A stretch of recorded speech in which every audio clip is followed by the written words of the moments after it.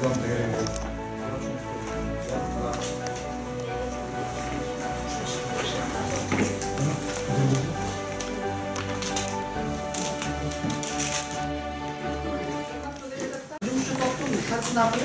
Aklımın üzerinde makine mandırazlar var.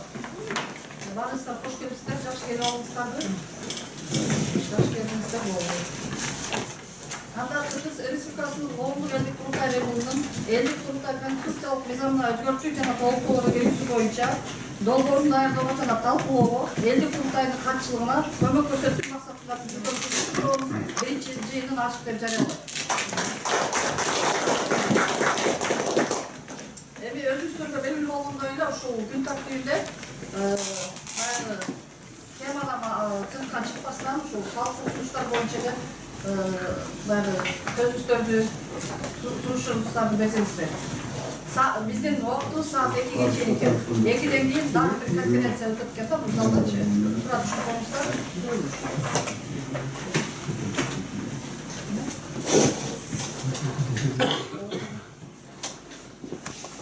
Mart'ın başında katçılık cevap kengешке kurultayda kabul algan eldik долбоорду Көчөрбаев окumuş bulgan. Şu долбоордун janagı 22 berenenин 7 berenесин gana ушул жерден талкуулайбыз. Ошондон чыкпай, ошонун тегерегинде эле сунуш берсек, себеп дегенде өзүбүз убактыбызды албайлы, бирибиз сүйлөгөн сөздү бирибиз кайталабасак, убакыт аз болгондон кийин алыстан келген биздин Баткенден бери учуп келген Нарын Талас Оштон бери келген адамдарыбыз кичине көбүрөөк сүйлөгөнгө аракет жасайлы.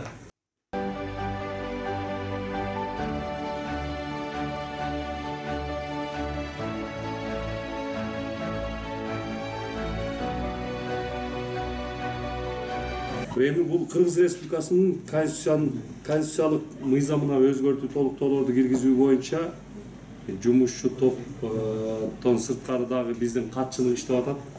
Мына катчылыктын өкүлү бүгүн бул жерде отурат, Көчөрбаев Замир Керимбекович отурат.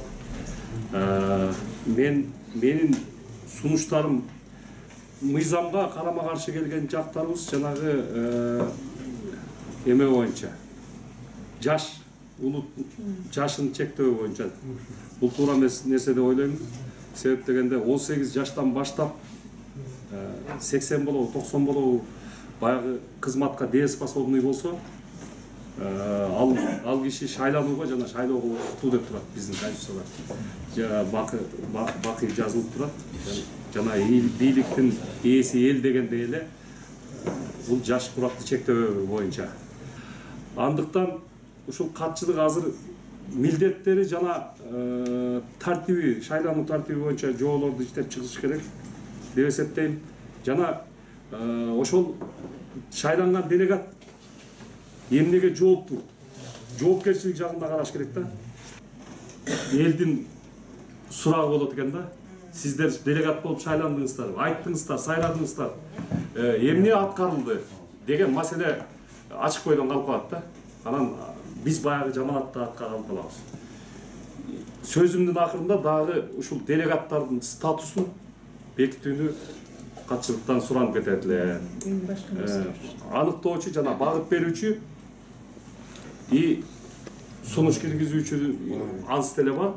Багып берүүчү жана баа берүүчү. Кыскача берүүм ушул. Көңүл бурганыңыздарга чоң рахмат. Ушул жерде дагы бир пункт киргизсек болот. Шайланганга чейин жүрөбүз, биз. Ошондо тигил жаңы делегаттар шайланып келгенде биз жанагы азыр пункт киргизели деп атпайбыз, баа берүүчү. Биз ошондо кимдин ишине баа беребиз? Баа берип, айыл өкмөт, аким ошолорго баа берип туруп, анан кийин сунушту кийинки делегаттарга өткөрүп беребизби же кандай ошолорго сунуш кылабызбы? Ошол биз бир жылдын ичинде биздин көйгөйлөрдү кайсы аким аткарды, кайсы айыл өкмөт уккан жок, көргөн жок.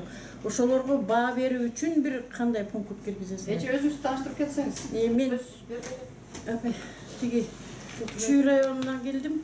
2 курултайдын тең делегатымын. Атым Акылбекова Сайын Алшашевна. Былтыр сүйлөгөм, курултайда көрсөңөр керек.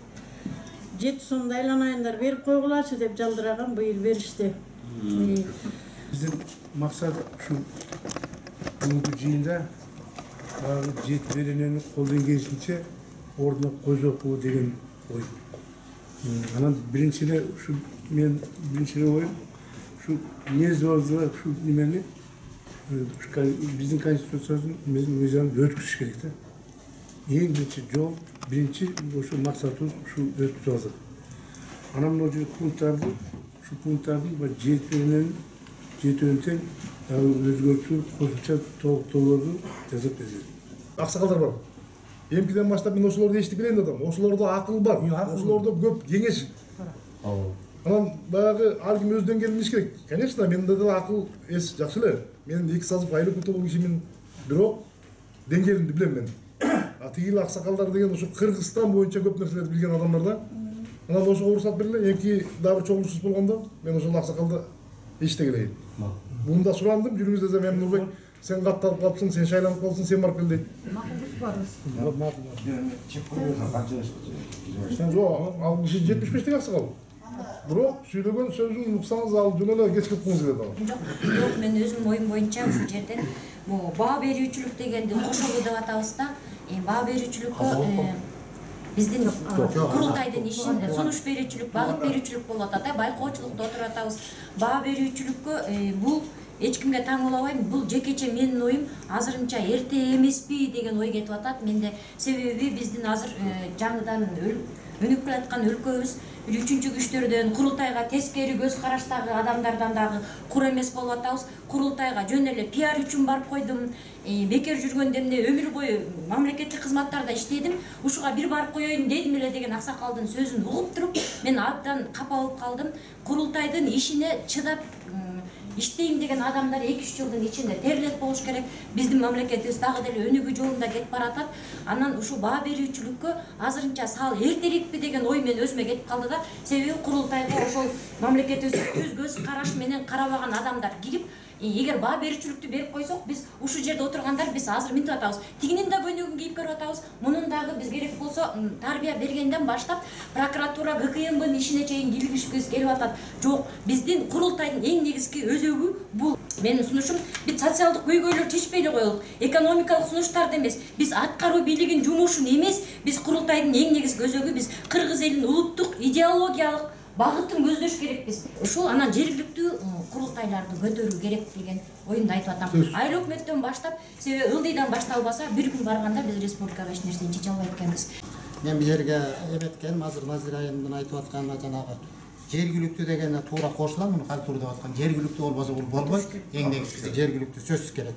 Анан ол баа берүүчү деген эң туура. Бирок бу жерде кичене нерсе мындай болуп калат да, баа берүүчү деп аткандачы, жана эртерээк деп атканы. Бу жерден чочулоо болуп атат да, бийлик тараптан. Ошон үчүн биз курултай маселени биринчи киргизип алып туруп, андан кийинкисинде анан ушуну алып келсек деген ой болуп атат да. Биринчи бул деп атканда булар баа берүүчү бийликти бизден тартып алган атат дегендей ойдо болуп, ушуну талашып атат дегендей ойдо болуп атат да. Мен түшүнүмдө жогорку кеңештер ушундай жанагы эмне үчүн жете менен алып салды пунктту. Алар баа берүүчү болгондо эле бу жерде арабызда бар экен, байкап атабыз. Кээ бирде мындай өзүбүзгө чалып сүйлөшүп калышат. Сразу эле барып эле жанагы СМГдай болуп эле бүт текшерүүлүү үстүнөн контролдо акча табыз келип атат да. Жана президентибиз айтпадыбы? Биз силерге корочка болсо эле керек, бийлик болсо эле Кыргызга ушул жакын болуп атпайбы? Мен деле баягы иш тажрыйбамдан байкайм, 2 жолу 3 жолу депутат болгом. Анан ушундайлар бар да, кызыктуу жактары сразу эле төбөсүнөн кирип биз бийликти башкарган жакшы көрөмүз да. Ушул ягынан эhtiyаттасак деген ойда. Анан буга эме ар кимдин сунуштарын айтышат. Сунуш берүүчү байкоочу. Чыны курултай кыргыздыкы. Багыт берүүчү, көзөмөлдөөчү жана баа берүүчү болуш керек. Бийликтин ээси элдейт. Биз дагы эле адашып жүрөбүз. Мисалы 7-10 беренче түзөтүү кошумча кылган менен баары өтпөйт. Канча аракет кылсак деле өтпөйт. Мына Батырбек байке деле бар, канчанчы жылдан келе атабыз. Сунуш берип эле анан ответ болбойт. Азыр деле ошондой ойдомун да мен, болбойт. Жергиликтүү курултай, азыр республикалык курултай шайлаганда ошол бийлик жагынан эме болбош керек да. Эл өзү тандаш керек. Эл өзү тандаш керек. Анан менин оюмча курултайдын ордун табабыз деген ойдомун. талаштыктан тактык жаралат, баарыбыз кеңешип курултайды ордуна келтиребиз деген ойдомун. Рахмат. Бүгүнкү күндө Кудай буюрса биринчи элдик курултайдан дагы экинчи элдик курултай өтө жакшы иш жүргүзүп атканын мен абдан жакындан билем. Мына Замир байке дагы ошол жердеги отурган өкмөт өкүлдөрүнө жакпаса дагы мына ушул жердеги могу мыйзам долбоорлорунда жазылган кагаз жүзүндөгү иштерине ушул киши критика айтып чыккан. Мен бул кишинин эмоциясын да көргөм, жанынан сүйлөшүп да көргөм. Бул кишини абдан жакшы билип калдым мен. Анан ошол жерден дагы кысымга да алышты, суракка да чакырышты. Мына бунун баарын ачык айтыш керек. Биз бүгүн эмнеге чогулуп атабыз? Биз бүгүн ушул курултайдын мыйзам долбоорлорун ушул кыргыз элине чыныгы иштей турган ошол биз кыргыз экенибизди мисалы калпак кийсең, анан боз үй тиксең эле адам өлүптүр, же болбосо калпак кийсең бул теңирчи экен дегенден эмес, кыргыз экенибизди аңазалайлы деп атабыз. Анан жаш курагы боюнча туура айтып атасыздар, 25 жаштан жогору болгон туура экен. Эми жаш дегенде деле болбойт, бирок 21 жашта деле жигиттер бар экен, мыкты мындай билимдүү жаштарга да орун бериш керек негизичи. Анан аксакалдардан деле кыла албагандар бар, эми аны моюнга алыш керек. Мисалы, ошондуктан деген мен айтат элем, бул эми баягы Кудай буюрса бул кубандырарлык иштер. Дагы да болсо ушул мыйзам долбооруна, ушул алдагы ушул курултайдын иши алдыга жылып кетерине дагы ушул жерде отурган ак көз, кара көз агаларым, эжелерим жакшы сунуштарын берип, Кудай буюрса секретариат менен бирге иш алып барып, анан жүргүзсөк. Мен дагы ушул биринчи элдик курултайда өзүмдүн бир долбоорум бар эле. Ошол биринчи элдик курултайдын делегаттары да билет менимче.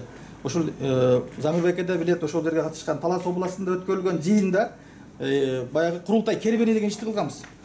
Курултай кербени деген ишти кылганбыз. Эми азыр дагы ушул нерсени сунуш бергем. Кудай буюрса кабыл алышса, ушуну колдосо, биз бүгүн бул жерден 20-30 киши эле чогулуп эле дагы эле мындай жыйын кыла бербестен биз элге жакын башыбыз керек экен. Элге жакын баш керек экен. Ар бир область, район, айылдар дагы ушул берген мына экинчи элдик курултайда 4000ге жакын кайрылуу болгон экен. Биринчи элдик курултайда 3700дөн ашык кайрылуу болгон экен. Мына ошолордун баардыгы кантип ишке ашат, кантип ашырыш керек. Биз элге жакын болушубуз керек экен. Анткени элге түшүндүрүш керек экен. Азыр карапайым бир курултайдын эмне кереги бар деген сөздөр чыгып атат. Түшүнүп атасыздарбы? Билесиздер да? Курултай эмне керек? Курултай эмне кылып атасыңар дегендейчи. Делегаттар эмне кыласыңар? Колуңардан эмне келет дегендейчи. Ошол нерсени биз бүгүн экинчи элдик курултайдан ташка тамга баскандай мөөрдү базып, мына азыр катчылык менен биргеликте уруксат берсе Кудай буюрса, тиешелүү өкмөт жетекчилери менен биргеликте, ар бир өрөөндөгү областтардагы жетекчилер менен биргеликте иш алып барып, ушул элге айылдан баштап, айыл өкмөттөн баштап кимдер кандай ишти кылат, ошонун баарын ошол жерден мөөрдү басып келсек.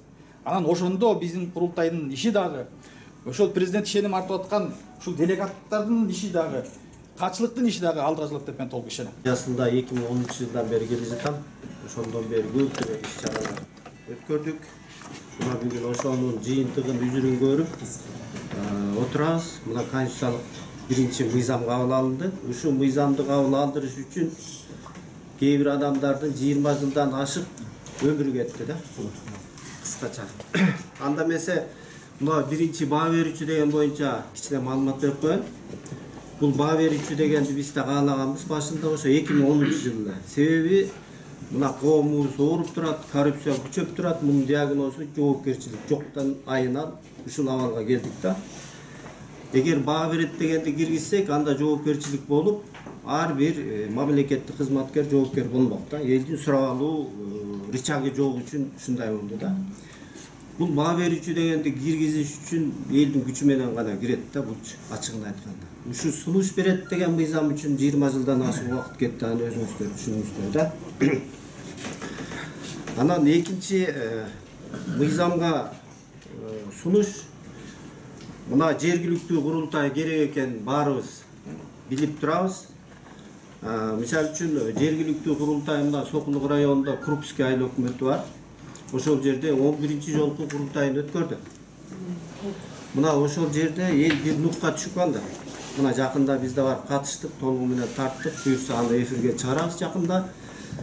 Төрайымы Галина Сергеевна Калюжная деген ошол баары мыйзамга ылайык өздөрүнүн уставына киргизип алган курултайды. Жоопкерчилик бар. Мына 2-3 айыл өкмөтүн ушу коррупция башка иштери боюнча жумуштан айдаган, бирок 7 жылдан бери бир айыл өкмөт иштеп жакшы иштеп жатат да. Мына ошол жерде бийлик менен элдин ортосундагы мамиле ыраазычылык мына ошо курултайдан көрүндү да. Эл ошо бийликке ишенгени үчүн ашар жолу менен көптөгөн иштерди жасап атышат. ошо курултайдын күчү менен көптөгөн нерселерди чечилип атат да. Анын баарын кийинки маалыматты айтайын. Анан жергиликтүү курултай боюнча мына 2010-жылкы конституцияда бар болчу. Ошол адам укугу деген бир бөлүктө эле ичине бир 3-4 сөз менен жазылган болчу да, сунуш берет деген. Мына биз ошого таянып 2011-12 жылдары республикалык областтык курултайларды өткөрүп, биринчи окуудан ошо жогорку кеңештин 5-чакырылышын депутаттары кабыл алышкан. 2012 жылдын 12 январында 67 депутат макул болгондагы 20 каршы болгон. Ар бир депутат менен иштегенбиз да. Бирок тилекке каршы булар убакытты созуп туруп ошо боюнча таштап салышкан да. Бокоев менен Каныбек Эменалиев демилгелеген да. Мына ошол жерде 2 главада 7 беренесинде жергиликтүү жамааттык курултай деп кабыл алган ошол кезде 5-чакырылыштын депутаттарычы. Анан бүгүн эле ошондо деле элдик курултай деп жазылып турат. Бүгүнкүлөрдүн шылтоосу жергиликтүү курултай деген конституцияга жазылбай калыптыр деп. Ошого шылтоо атышат да. Бирок 2010-жыл башка мыйзам, бүгүнкү күнү башка мыйзам болот. Мында юристтерге кайрылуу да. Ошон үчүн сиздерге сураныч, сунуш, ушул мыйзамды берейин. Жогорку кеңешке барганда ушундагы сунуш кылып көрсөңүздөр да. Мына менде бар. Экинчи делегаттарды жанагы милдеттүү укуктар деп аткайбызбы, жоопкерчилиги. Ошол жерге делегатты кайра чакыртып алуу механизминде киргизсек да. Себеби иштебеген депутат делегаттарды көрүп атабыз. Андан кийин 11 беренеде курултайды чакыруу боюнча турат. Бул жерде 11 берене берсеңиз монда. Бул жерде мындай болуп калыптыр да. Улуттук кеңеш курултайды чакыруу боюнча президентке сунуш кылат дейт да. Эгер президент чакырбаса анда курултай чакырылбай эле калат экен да. Ошон үчүн менин сунушум бул жерден президент чакыра алат курултайды. Экинчи улуттук кеңеш чакыра алат. Үчүнчүсү делегаттардан 3/2 бөлүгү чакыра алат дегенди кылсак. Себеби деген улуттук кеңеште чакырбай койсо 17 кишичи. Анан эл бер жакта чурулдап тура беребизби?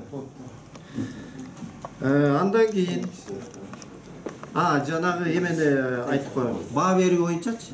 Мун үчүн конституцияны өзгөртүш керек. Конституциялык реформага барыш керек. Албайт булар баары кабыл алышчу. Негизи курултай элдин күчү менен гана ордойт да, бул элдин бийлиги. Себеби азыр мына депутаттардын кабыл алган мыйзам мисал болуп турат да. Анан Найза айтып атпайсызбы сиз? Аксакалдардын үстү жана каада салтанат депчи. Мисал үчүн Англияда деген бул баш мыйзам өздөрүнүн каада салтына ылайык Вот именно. кабыл алган да.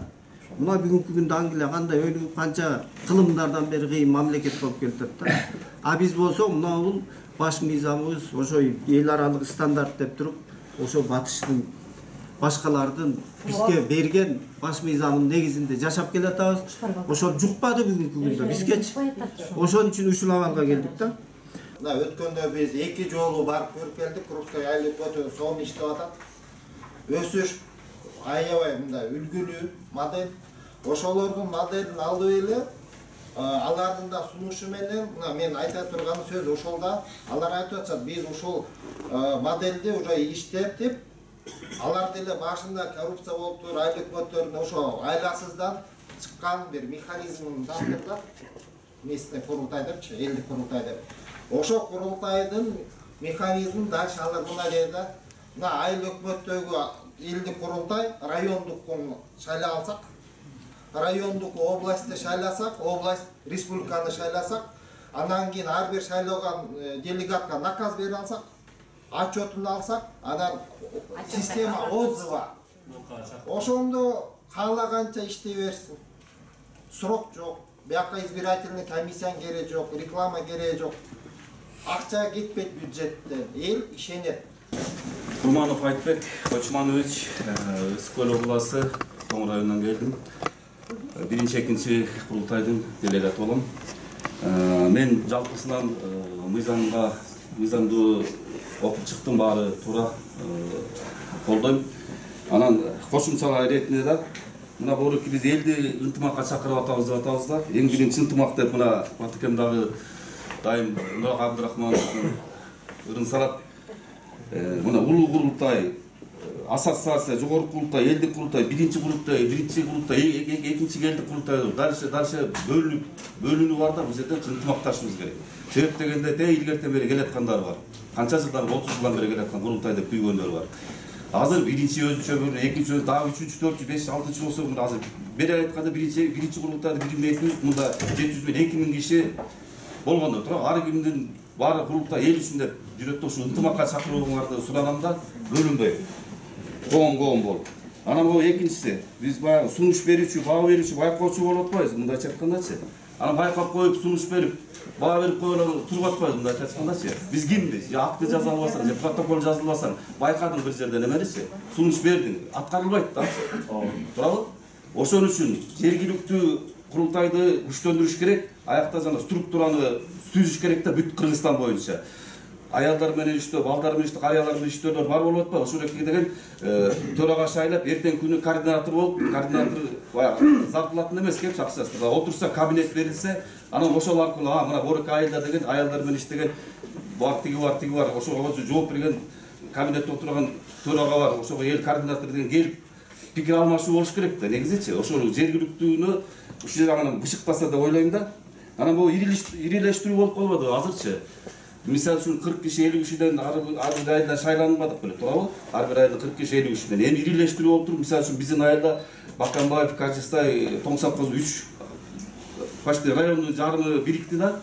Анан ар бир жактан 50ден 150 киши барат. Айрачы, жергиликтүү эмгечи, ошондо деген тияк мындай оорураак болуп калат да, негизичи. Эмедечи, отурууда ар кара алып барууда. Элдин саны да ошол жагын эмалат элем да, анан эми белки темадан тышкары бирок келечекте да, келечекте аны айтып берсем болот да. Темадан чыкпаш керекпи? Баягы бири кошумча болуп, душабызда бар эмес, 70 депутаттын 35 тиги эл өкүлдөрүнө ушу курултайда шайлансын деген ойлор бар эле да. Ошо мен Жумабай уулу Мирбек, Ысык Ата району. Мен алдыдагы анча-мунча байкелерге кошулам. Биякта эми баягы азыркы жобонун мыйзамдарына толуктоо жана бирдикче оюбузду билгизип келип атпайсызбы? Эми биякта мындай да, эң түпкү жерин караш керек. Бул менин жеке оюм.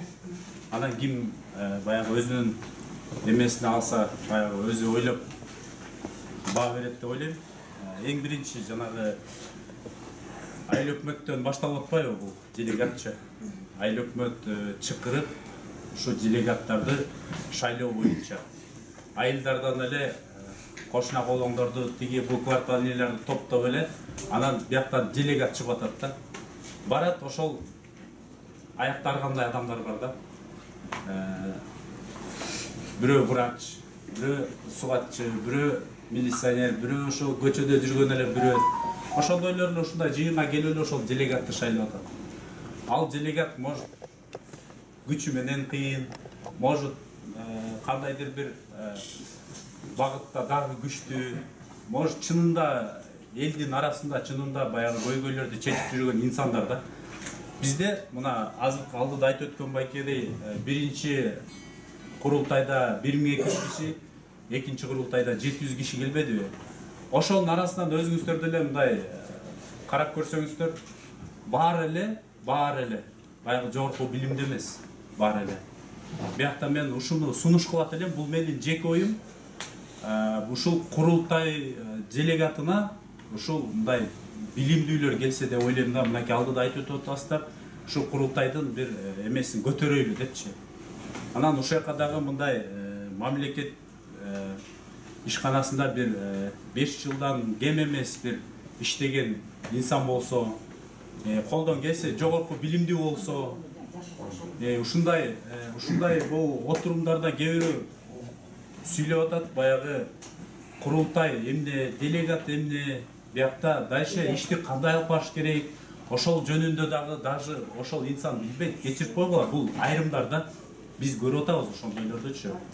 Анан мынакей биз ушул 2023 курултайдан кийин мынакей жергиликтүү эл шайлайт экен.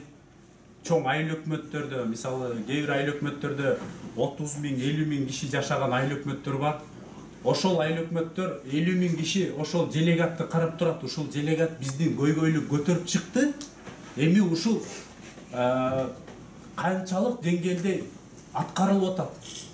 Бул кайра эле айланып келет дагы баягы эле биздин депутаттарга, биздин министрликтерге, биздин президентке сөз тиет. Вакыт темадан чыкпайбыз. Анан мен биякта айтайын дегеним, просто баягы азыр сунуштарды берип атабыз да. Эми бияка бир чынында ушул курултайдын мыйзамын жакшы түшүнө турган бир билими бар жашнакай адамдар шайласа дейм. Ушуга дагы бир көңүл берип койсоңуздар, чоң рахмат. Биринчи азыр мына баланын сөзүнүн бети мен да кол көтөрүп сүйлөсөм деп ойлонуп аттым эле. Эми мына азыр көрүп атасыңар, мына бул жерде барып отурабыз. Биз бардыгыбыз ушул жердеги адамдар ушу жүрөгү курултай деп соккон деп билемин да мен чындыгындачы. Анан курултайга делегат болсун, курултай болот десе эле бардыгы эле мына айылдан көрдүм да. Мен дешип куттошуулар аябай болуп атат. Мен мисалы үчүн өзүм айыл өкмөтүндө окумуш. Былтыр дагы болду, быйыл дагы болду, окумуш эле болду да. Анан эми баягы азыр мына балам билимдүүлөр болсу деп атпайбы? Мен билимдүүлөр деп айтпайм, патриот накта кыргыздар болсун деп айтам. Туура. Билимдүүлөр кошоматчы болот экен. Алар баягы закондорду жакшы билет экен. Анан кийин каяктан пайда таба алат, каерден бирдеке ала алат. Булар билет экен ошону.